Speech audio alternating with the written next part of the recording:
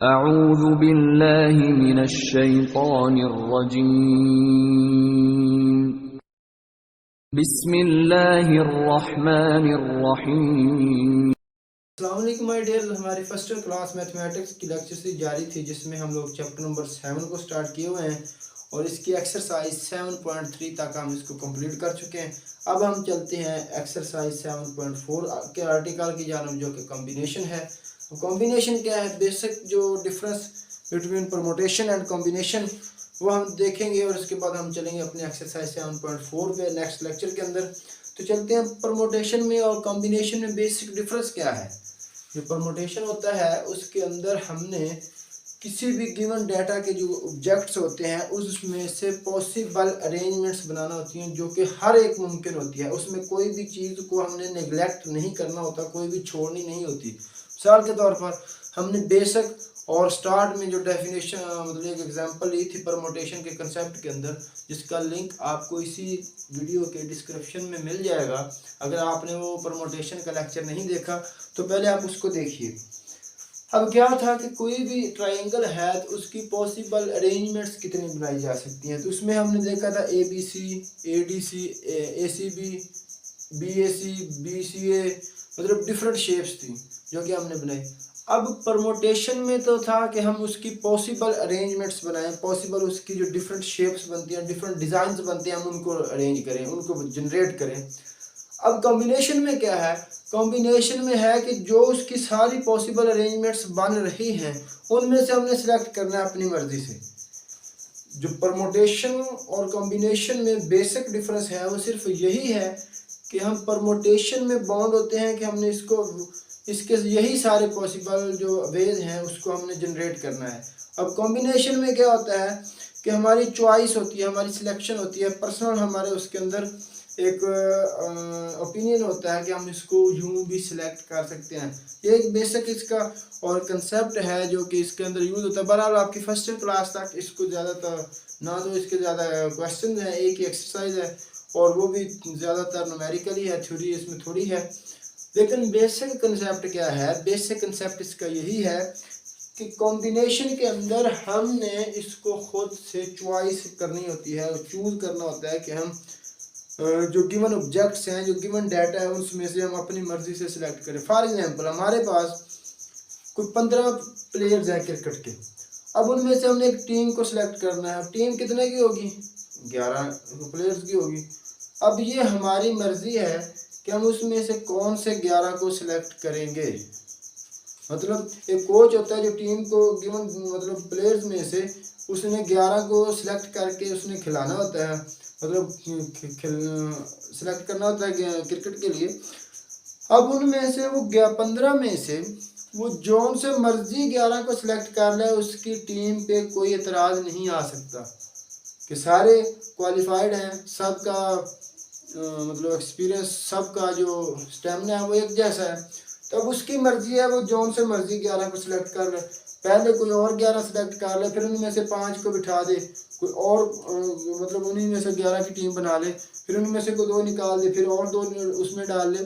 तो ये क्या है, उसकी अपनी चॉइस है उस कोच की, जो क्रिकेट टीम को मैनेज कर रहा है या उसका जो कैप्टन है, उनकी अपनी चॉइस है। उनमें से जो मर्जी वो सिलेक्ट कर ले, इससे उसके ऊपर कोई इफेक्ट नहीं आने वाला।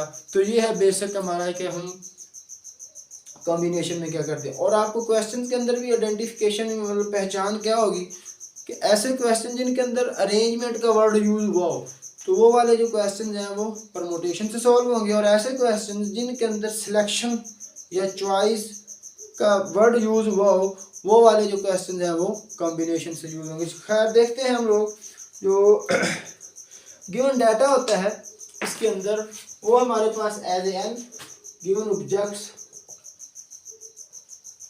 जो गिवन ऑब्जेक्ट्स हैं वो हम उनको एज एन कंसीडर करते हैं।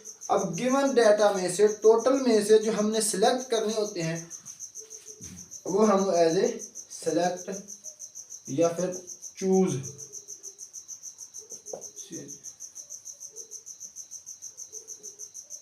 वो हम एज ए आर लेते हैं। ठीक है, तो इसका फार्मूला क्या है कॉम्बिनेशन का, तो कॉम्बिनेशन जो है गिवन ऑब्जेक्ट्स एन में से टेकिंग एट ए आर, तो हमारे पास वो फार्मूला है NCR, या फिर इसको C कैपिटल रहा, NR से भी लिखते हैं। और इसको एक्सपेंड कैसे करते हैं, एक्सपेंड करते हैं N factorial over R factorial और N minus R factorial. Permutation में हमारे पास क्या था, परमोटेशन में था कि जस्ट हम N factorial over N minus R को यूज़ करते थे। अब कॉम्बिनेशन में क्या है कि जो हमारे पास R हो उसका भी साथ हम लोगों ने अलग से फैक्टोरियल को डिवाइड करना होगा। तो ये है परमोट कॉम्बिनेशन का फार्मूला, जो कि बेसिक हम इसके अंदर यूज करेंगे। अब थोड़े से इसके बेसिक डिफरेंट केसेस हैं, दो केसेस हैं। जब R इक्वल टू N हो, R इक्वल टू 0 हो, तो उस वक्त इसका आंसर क्या होता है। देखिए परमोटेशन के अंदर क्या था कि जब परमोटेशन में था, जब N इक्वल टू R आता था, परमोटेशन का फार्मूला देखा NPR equal to N factorial over N minus R factorial, ये था परमोटेशन का फार्मूला। जब N इक्वल टू R आता था तो उस वक्त इसका क्या आंसर आता था, NPN ले लें तो N factorial over N minus N factorial, तो ये क्या आता था N फैक्टोरियल ओवर 0 फैक्टोरियल। तो 0 फैक्टोरियल हमारे पास होता है 1, तो N factorial over 1 equal to N factorial. मतलब जब N इक्वल टू R था तो परमोटेशन में क्या था, तो NPR इक्वल टू था N फैक्टोरियल। जब N इक्वल टू R है तो NPR equal to N factorial. ये बड़ा ही इंपॉर्टेंट है, MCQs के पॉइंट ऑफ व्यू से अक्सर आ जाता है। अब हम चलते हैं कि जब कॉम्बिनेशन के अंदर N इक्वल टू R आए तो उस वक्त इसका आंसर क्या होगा। हम थोड़ा सा कंपैरिजन कर रहे हैं।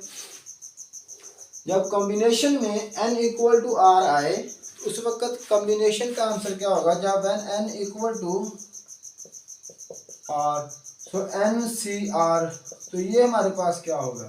देखिए N इक्वल टू R है और कॉम्बिनेशन का जो फार्मूला है वह NCR equal to N factorial over N minus R factorial और R फैक्टोरियल।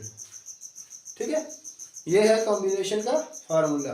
अब हम N इक्वल टू R दोनों मतलब इक्वल हैं, तो क्या करेंगे N फैक्टोरियल ओवर R की जगह भी क्या रखना है N, तो N माइनस N फैक्टोरियल और R की जगह क्या रखना है N। मतलब जहाँ जहाँ पर R है वहीं वहीं पे हमने N को रिप्लेस कर देना है। तो ये क्या हुआ N factorial over N minus N क्या हुआ 0 फैक्टोरियल और N फैक्टोरियल। अब N फैक्टोरियल से N फैक्टोरियल हुआ कैंसिल, 0 फैक्टोरियल वैसे 1, तो आंसर क्या आ गया 1। जब परमोटेशन के अंदर N और R इक्वल हो तो आंसर क्या आता है N फैक्टोरियल, और जब कॉम्बिनेशन के अंदर N और R इक्वल टू हो तो आंसर क्या आता है 1। अब ऑन द सेम वे जब R इक्वल टू 0 हो, जब R इक्वल टू 0 हो, R इक्वल टू 0 हो, तो फिर NCR क्या आएगा। ये भी बेसिक कंसेप्ट है, MCQ के लिए बड़े इंपॉर्टेंट है।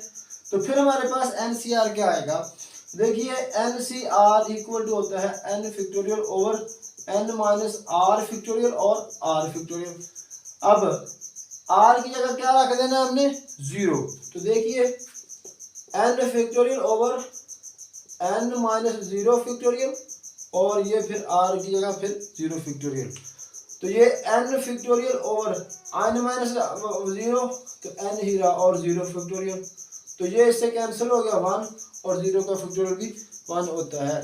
जब R इक्वल टू 0 हो फिर भी कॉम्बिनेशन का आंसर जो है हमेशा हमारे पास 1 रहेगा, और जब R इक्वल टू N हो मतलब N और R इक्वल हो फिर भी कॉम्बिनेशन का आंसर क्या रहेगा 1 रहेगा। और जब R इक्वल टू N हो या N इक्वल टू R हो तो परमोटेशन का जो आंसर है हमारे पास N फैक्टोरियल ही रहेगा। तो ये था इसका बेसिक थोड़ा सा। अब हम देखते हैं एक बेसिक जो हमारे पास रूल है या बेसिक इसका थ्योरम है कॉम्बिनेशन का, जिसको हम प्रूव करते हैं। बड़ा ही इम्पोर्टेंट है आपके बोर्ड के पॉइंट ऑफ व्यू से कि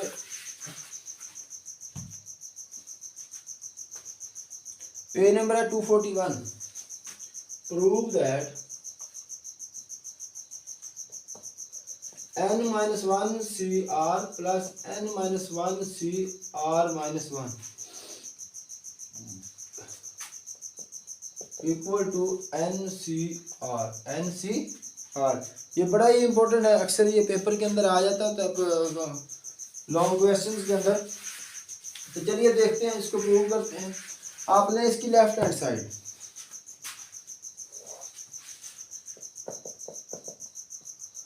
n-1 CR plus n-1 CR-1, तो जो बेसिक जो फार्मूला है पर कॉम्बिनेशन का NCR equal to n factorial over n-R का फैक्टोरियल और R फैक्टोरियल, इसके लिहाज से हम इसको यूज़ करते हैं।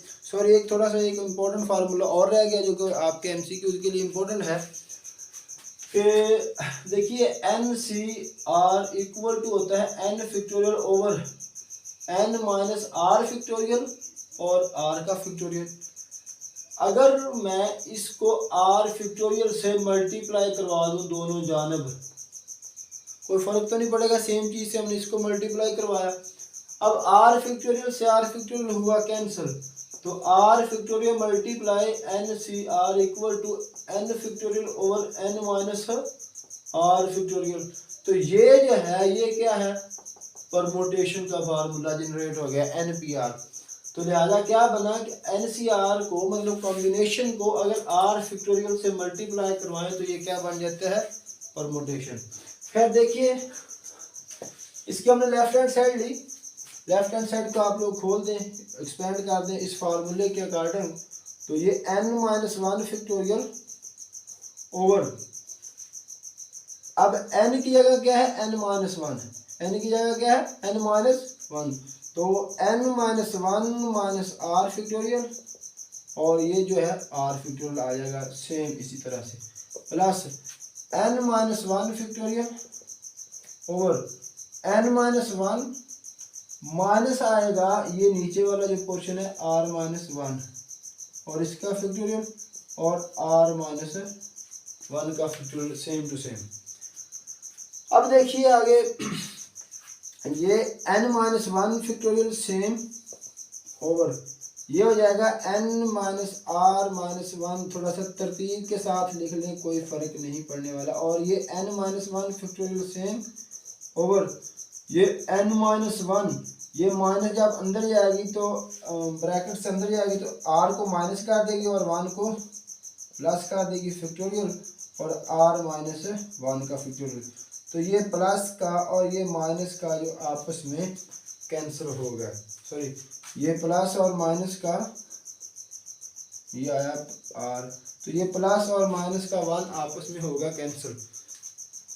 तो क्या बचा, n-1 फैक्टोरियल और n-R-1 फैक्टोरियल और R factorial plus n-1 factorial और n-R फैक्टोरियल और ये R-1 फैक्टोरियल। तो यहाँ तक अगर कोई किसी का इशू हो तो आप लोग कमेंट करके पूछ सकते हैं। खैर अब नेक्स्ट देखिए, ये n-1 दोनों के अंदर सेम है, हम इसको इजीली कॉमन ले सकते हैं। अब ये R फैक्टोरियल है और ये R-1 फैक्टोरियल, मतलब एक स्टेप इससे पीछे है, मतलब ये 6 है तो ये 6 - 1 मतलब 5 है, तो लिहाजा हम इसको एक स्टेप तक एक्सपेंड कर देंगे। दूसरा ये n-R-1 फैक्टोरियल है और ये n-R फैक्टोरियल है, तो ये एक स्टेप आगे है, ये एक इसमें से माइनस हो रहा है, तो मतलब ये भी एक स्टेप इससे बैक है, उससे पीछे है, तो हम इसमें से भी एक स्टेप माइनस कर देंगे। क्यों कर देंगे, ये हमें क्यों ज़रूरत पड़ रही है, हम इसको सेम बनाने के लिए दोनों पोर्शन के अंदर दोनों जो इसके पार्ट्स हैं कि हम इनमें से इसको कॉमन ले सकें। तो फिर देखिए n-1 तो सेम है, हम इसको नहीं छेड़ेंगे, n-1 factorial same over n-R-1, इसको भी हम लोग कुछ नहीं कहेंगे, n-R-1 ये भी सेम, और ये जो R फैक्टोरियल है इसको R और R-1 फैक्टोरियल, मतलब हम इसको एक स्टेप एक्सपेंड कर देंगे, प्लस ये n-1 ये रिमेन सेम, और ये n-r जो है ये n-r-1 इसको n-r रिमेन सेम, और एक स्टेप हम इसको मजीद खोल देंगे इसको, ठीक है। और ये r-1 जो है इसको भी हम लोग सेम टू सेम ही रखेंगे, इसको हम छेड़ेंगे नहीं। फिर देखिए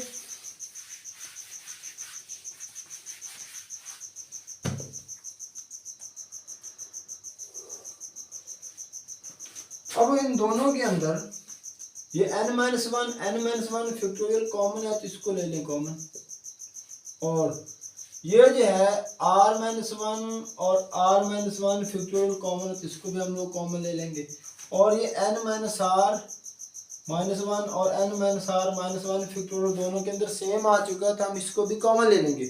खैर ओवर n-r-1 फैक्टोरियल और r-1 फैक्टोरियल हमने ये ले लिया कॉमन, तो ये 1 ओवर r दरमियान में आया प्लस, तो ये 1 ओवर n-r बचा हमारे पास। खैर देखिए आगे ये n-1 फैक्टोरियल सेम और n-r-1 फैक्टोरियल भी हमारे पास सेम और r-1 फैक्टोरियल भी सेम, तो इसका जो एलसीएम आता है n-r और r हमारे पास आता है एलसीएम, तो r गया तो n-r बचा प्लस ये n-r गया तो हमारे पास जस्ट r बचा, तो ये प्लस माइनस r आपस में हुआ कैंसिल, तो ऊपर क्या बचता है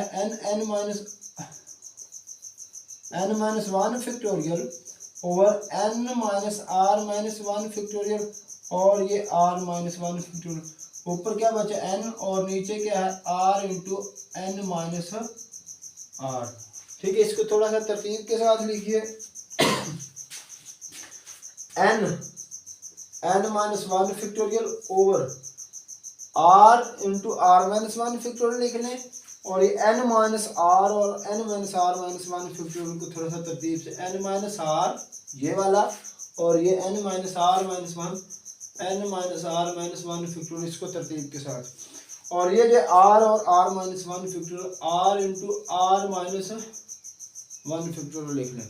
खैर अब ये क्या बना और ये सारी चीज़ें क्या बनती हैं, देखिए हमारे पास है फॉर एग्जांपल यही कर लेते हैं 8 इंटू 8-1 का फैक्टोरियल, 8 इंटू 8-1 फैक्टोरियल मतलब 8 इंटू 7 फैक्टोरियल। अगर आप लोग देखेंगे एक्सरसाइज 7.1 इसका जो फर्स्ट लेक्चर हमने दिया था, तो क्या इसको लिख सकते हैं 8 का फैक्टोरियल, तो सेम ये क्या है n और n-1 फैक्टोरियल, जो नंबर है उसी का पिछले नंबर का फैक्टोरियल खड़ा है बिल्कुल कंसेक्टिव, तो इसको हम लिख सकते हैं n फैक्टोरियल ओवर ये n-r और ये n-r-1 है, तो हम इसको भी लिख सकते हैं n-r फैक्टोरियल, लिख सकते हैं ना। अब ये r और r-1 मतलब इसको भी हम लोग लिख सकते हैं r फैक्टोरियल, क्यों, क्योंकि ये r से पिछले ही नंबर का फैक्टोरियल खड़ा है। अब ये क्या बना n factorial over n-r factorial into r factorial, तो ये क्या बनता है n-c-r, हमारे पास कॉम्बिनेशन का फार्मूला। अब ये चीज़ हमारी हुई प्रूव, लेकिन इसके अंदर लॉजिक क्या है, जो इसके अंदर लॉजिक है वो क्या है, देखिए ये n-1 ये किस में चेंज हो गया, n-1 में हमने एक प्लस किया, n मतलब जो ऊपर वाली टर्म है अगर वो सेम हो और नीचे वाली जो है r की जगह उनमें जस्ट एक का डिफरेंस हो, सिर्फ और सिर्फ एक का डिफरेंस हो, तो हम इनको ऐड कैसे करेंगे, जो n की जगह पर हो उसको हम लोग एक उसमें जमा कर देंगे और जो नीचे हो उन दोनों में से जो बड़ी होगी हम वो वाली लिख देंगे। थोड़ा सा एग्जांपल से समझिए, साल के तौर पर हमारे पास है 4c3 प्लस 4c2, मतलब क्या है कि ऊपर सेम नंबर होना चाहिए, जैसे ये है n-1 तो अब ये क्या आ जाएगा, इसमें एक जमा करेंगे 5c, और नीचे क्या है ये 3 है ये 2 है, मतलब एक कम है ये 3, या इसको यूं लिख लें 3-1 है, तो नीचे वाली में क्या करेंगे हम लोग, जो बड़ी होगी उसको हम लोग यहाँ पर यूज कर देंगे 5c। ये बड़ा ही इंपॉर्टेंट है और ये पेपर में MCQ बन के आ जाता होता है कि ये चीज़ किसके इक्वल होगी, तो ये बगैर इसके समझे ये आप लोग नहीं कर सकोगे। खैर क्या है, दोबारा देखें तो मतलब ऊपर जो है अगर सेम हो n की जगह पर और जो r की जगह पर उसमें सिर्फ एक का डिफरेंस हो, सिर्फ मतलब एक छोटा बड़ा हो, ये नहीं कि नीचे यहाँ पर 3 है तो यहाँ पर 1 हो, या यहाँ पर 10 है तो यहाँ पर 4 5 9 हो सकता है, इसके अलावा कोई नहीं हो सकता, या 11 हो सकता है, सिर्फ एक का फर्क हो सकता है। तो ऊपर जो है n में एक जमा कर देंगे और नीचे वालों में जो बड़ा होगा उसको हम लोग यहाँ पर यूज कर देंगे। तो ये है इसका जो बेसिक थीम है हमारे पास, ठीक है। तो खैर मिलते हैं अब अगले लेक्चर में, एक्सरसाइज 7.4 को स्टार्ट करेंगे इंशाल्लाह। अगर आपने हमारे चैनल को सब्सक्राइब नहीं किया तो पहले आप लोग चैनल को सब्सक्राइब कर लीजिए ताकि हर आने वाली वीडियो आपको ऑन द टाइम मिल सके। अल्लाह हाफिज़।